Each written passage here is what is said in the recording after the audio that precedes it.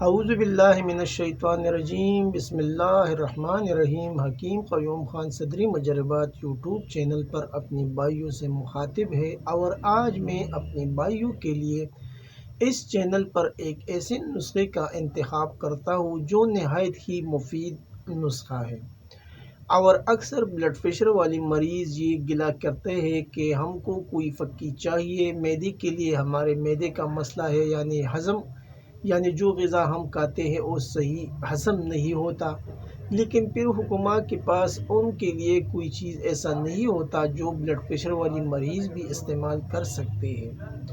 تو یہ ایک ایسا نسخہ ہے جو بلڈ پریشر والی مریض استعمال کرے، انشاءاللہ اس کے استعمال سے نہ تو اس کا بلڈ پریشر بڑھے گا اور نہ اس کو معدے کا کوئی مسئلہ بنے گا، یعنی اس کو جو خوراک جو وہ کھاتا ہے وہ جزوِ بدن بن جائے گا، یعنی غذا خوب ہضم ہوگا۔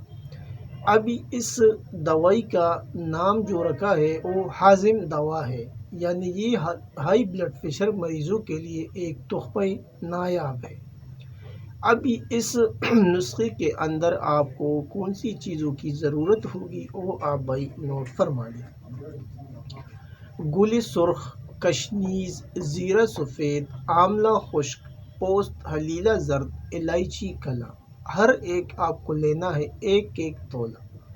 ست پودینہ، ایک ماشا۔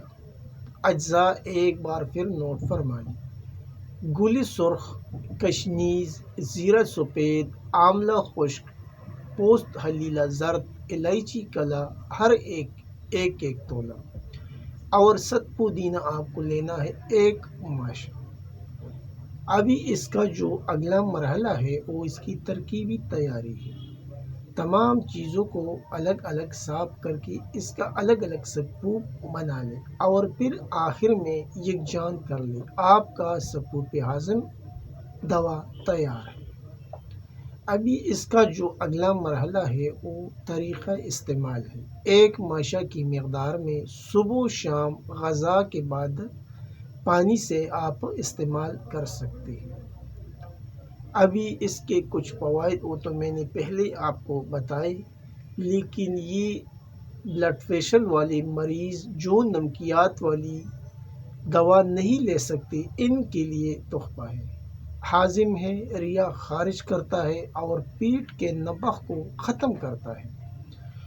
یعنی اس نسخے کو بیان کرنے کا مقصد یہی تھا کہ اکثر بلڈ پریشر والے مریض آتے ہیں اور وہ یہ گلا کرتے ہیں کہ ہم کو کوئی ایسی فکی چاہیے جو بلڈ پریشر والے بھی استعمال کریں، تو یہ ان لوگوں کے لیے ایک خاص تحفہ ہے۔ آخر میں سب بھائیوں سے اجازت مانگتا ہوں، اللہ نگہبان۔